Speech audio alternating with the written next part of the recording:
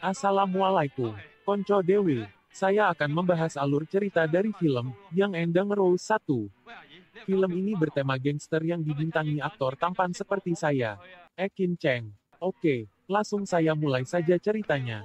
Film ini diawali oleh adegan flashback pada tahun 1985. Sekelompok anak muda belasan tahun yang diantaranya bernama Chan Honam, sedang bermain sepak bola. Namun nahas nasib para remaja tanggung ini, yang harus berurusan dengan preman setempat yang namanya Ugli Kuan. Para remaja ini langsung dijadikan bahan bulan-bulanan kelompok preman si Kuan, yang juga merupakan pentolan dari geng Gung Ying. Beruntung datang pentolan geng Gung Ying yang lebih senior bernama Paman Di, yang membujuk Kuan untuk berhenti memukuli Honam dan kawan-kawan. Merasa berhutang Paman Di, karena Budi tidak ada di film ini. Honam memohon pada Paman Di untuk menjadi anak buahnya.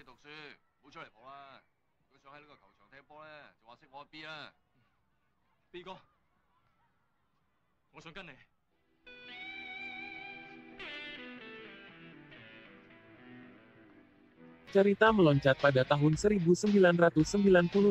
Honam dan kawan-kawannya sudah tumbuh dewasa dan menjadi preman anak buah Paman Di. Honam dan yang lainnya yang bernama Chicken, Dai Tin Ye, Po Pan, dan Chow Pan, mendapat tugas untuk menghabisi seorang preman bernama Babai di sebuah tempat spa. Tiba pada malam hari di mana Babai sedang berada di spa bersama anak buahnya. Sedangkan Honam bersama Tin Ye sedang mencari Chicken dan kawan-kawan untuk mengatur rencana dan melancarkan aksinya. Setelah bertemu Chicken yang bersama kedua wanitanya di klub, ia disuruh mengambil senjata. Disusul bertemu Po Pan dan yang terakhir Copan. Setelah didapati semua, bergegaslah keempatnya pergi ke spa dan melancarkan aksinya untuk membunuh Babai. Ketika berada di TKP didapati Babai sedang bikin anak dengan gadis dan kakeknya. Maksud saya bikin masalah. Kemudian, Po Pan membuat keributan untuk mengalihkan perhatian anak buah Babai. Sedangkan Honam yang menjadi eksekutor, sudah siap-siap melakukan eksekusi di belakang Babai dengan memegang alat hair dryer di tangannya. Setelah kondisi memungkinkan dimulailah aksinya.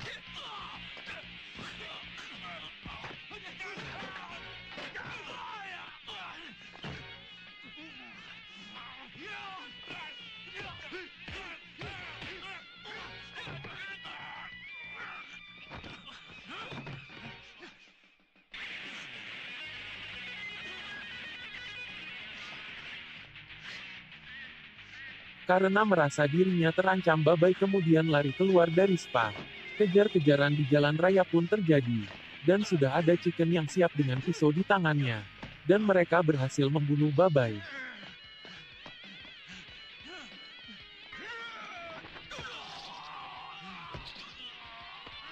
Ini pertama kali Honam dan kawan-kawan hilang keperjakaannya. Maksudnya melakukan pembunuhan.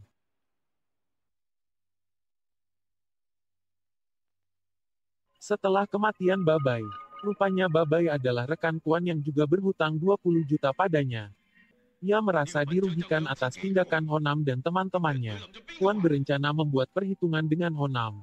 Sekali lagi jalan hidup kelompok Honam dan Kuan bakal bertemu dalam perselisihan. Lanjut ke Kuan yang masih marah di samping mayat si Babai. Kuan mulai kesal dan memanggil wanitanya untuk membersihkan dan menyedot debu di sepatunya, agar bisa sedikit rileks.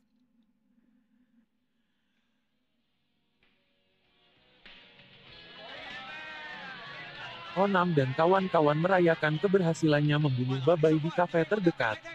Dengan Paman Di, mereka pun bergembira atas keberhasilannya membunuh Babai. Dalam pesta tersebut, datang si Kuan sengaja ingin membuat keributan, tapi Honam dan kawan-kawan dalam pengawasan Paman Di bisa menenangkan situasi tersebut. Dalam perayaan itu, tak disangka di luar ada pencurian mobil milik Paman Di. Honam dan kawan-kawan segera mencari pencuri itu. Setelah hari mulai esok mereka mendatangi Broter Saur, yang terkenal sebagai pencuri mobil, dan mereka mulai berargumen, tapi tampaknya Broter Saur tidak mau disalahkan, karena ketika malam peristiwa itu terjadi Broter Saur sedang berlatih golok bayangan.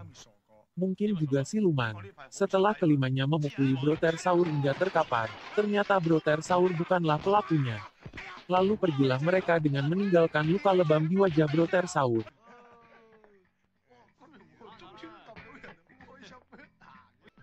Akhirnya mereka tahu siapa di balik pencurian itu. Ternyata seorang wanita yang gagap. Lalu Honam mendatangi wanita itu di kafe terdekat. Setelah dijumpainya, wanita itu justru ingin menjual mobil curiannya ke Honam. Lalu wanita itu diajak pergi untuk transaksi penjualan. Si wanita ini tidak tahu jika masuk dalam perangkap Honam dan kawan-kawan. Setelah banyak berbincang-bincang akhirnya wanita itu pun dikerjain mereka dengan mengikatnya di atas mobil lalu diarak. Tapi masih menggunakan pakaian.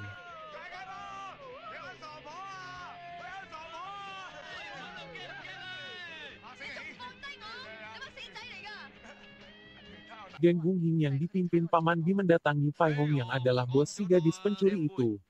Setelah semua diurus dengan kekeluargaan akhirnya kedua belah pihak berdamai. Kemudian Fai Hong dan anak buahnya meninggalkan kafe. Sembari memarahi gadis pencuri itu hingga mengeluarkannya dari anggota mereka.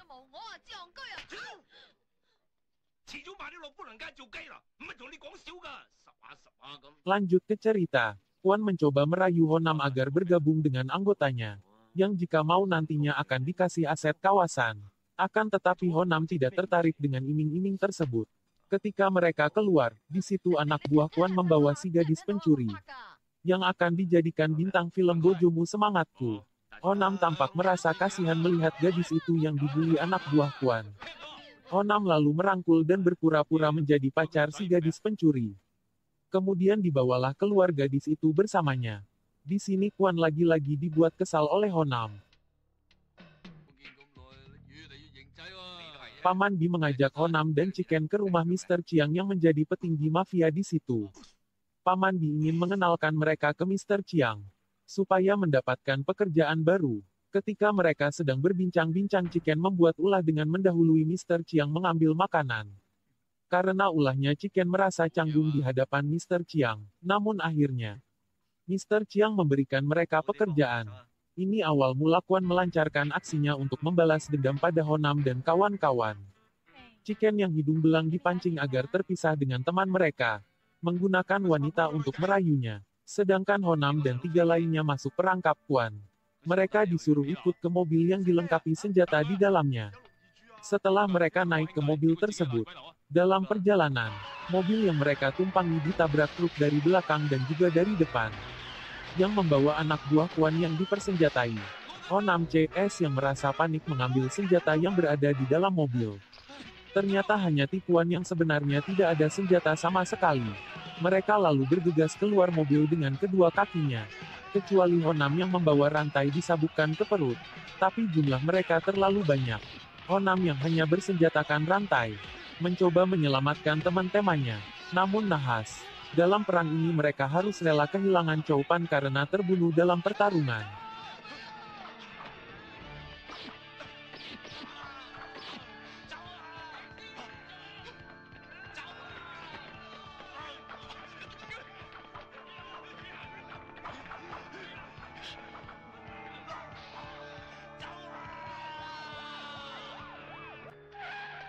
Dalam pelarian Honam lagi-lagi masuk dalam perangkap si Kuan. Urusan berbuntut panjang.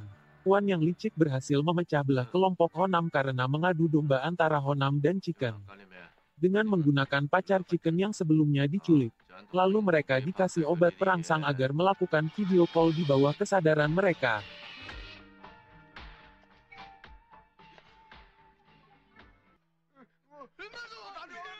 Mereka akhirnya berkumpul. Tak terkecuali Chicken. Setelah kesal satu dengan lainnya pacar Chicken memberitahu bahwa dia telah tidur dengan Honam dan melakukan video call. Chicken pun marah dan pertengkaran keduanya tak terhindarkan.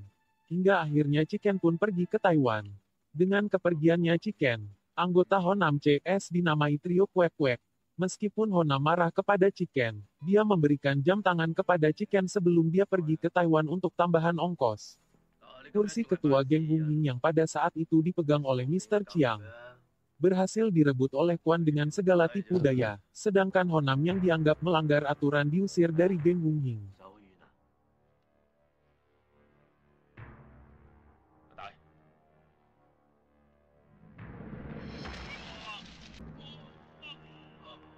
"10 bulan kemudian, akhirnya melahirkan. Maksud saya Kuan merencanakan pembunuhan dan menculik semua keluarganya tanpa terkecuali. Setelah mereka menyiksa Paman Bi, hingga berakhir kematian. Istri dan anaknya pun tak luput dari kekejaman Kuan. Dengan mengubur hidup-hidup mereka.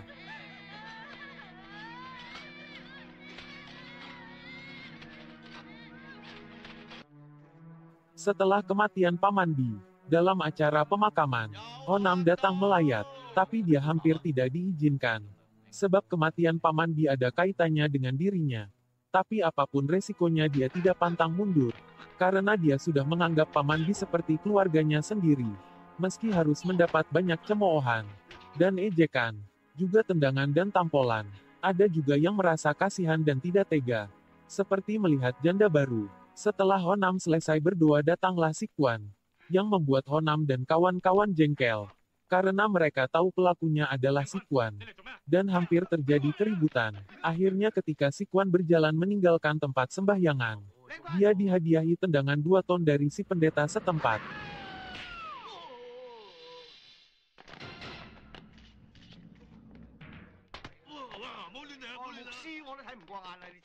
Kuan mencoba mengadu ke polisi yang tepat berada di depannya.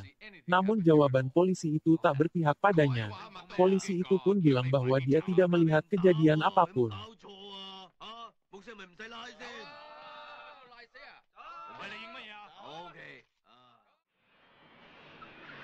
Di saat Honam tidak bisa berbuat apa-apa untuk membalas dendam pada Kuan, Chicken kembali dari Taiwan dengan anak buah yang banyak dan kaya raya. Lalu mengembalikan jam tangan yang pernah dikasih ke Chicken sebelum pergi ke Taiwan. Rupanya dia telah sukses sebagai geng terpandang di Taiwan. Hubungan Honam dan Chicken kembali membaik dan sepakat untuk membalas perbuatan Kuan. Malam itu juga mereka saling memaafkan. Tapi tidak ada sirup seperti hari lebaran. Kemudian seluruh petinggi geng Gung Ying disogok. Dengan sejumlah uang untuk membuat onar di berbagai sarang bisnis Kuan. Dan banyak teror dilakukan Honam CS. Pembakaran dan perusakan.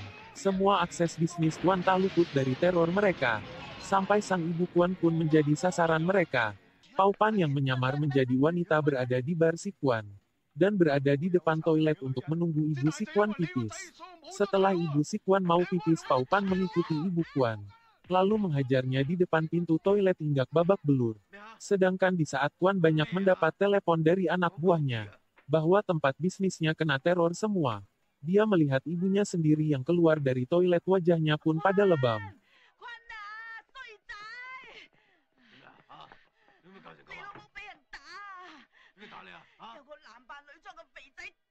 Lalu Kuan melihat Pau Pan lari dari toilet dan bergegas mengejarnya. Dalam pengejarannya, saking napsunya dia tidak tahu bahwa dia masuk dalam perangkap si Honam dan kawan-kawan. Dia berada di gang sempit dan terkepung. Di tengah kondisi genting, rencana selanjutnya, Pau Pan yang membawa senjata kosong gak pakai sambal lalu menghampiri Kuan dan memukulnya. Kemudian senjata pun berhasil direbut si Kuan. Dia pun masuk dalam perangkap lagi. Kuan yang sedang memegang senjata lalu menyandera si Pau Pan. Dia beranggapan senjata itu ada isinya. Padahal isinya cuma rambutan. Dengan segera timnya pergi menghampiri polisi bahwa di sana ada percobaan pembunuhan dengan membawa senjata api. Lalu pergilah segera polisi itu ke TKP dan tidak pakai cipika-cipiki.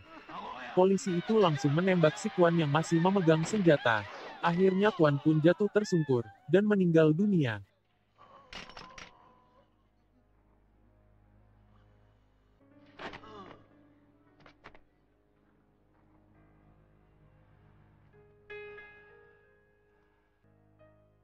Sejak kematian Kuan, Mr. Chiang kembali menjadi pemimpin geng Gung Ying dan memberikan jabatan pada Honam sebagai penguasa daerah Causeway Bay.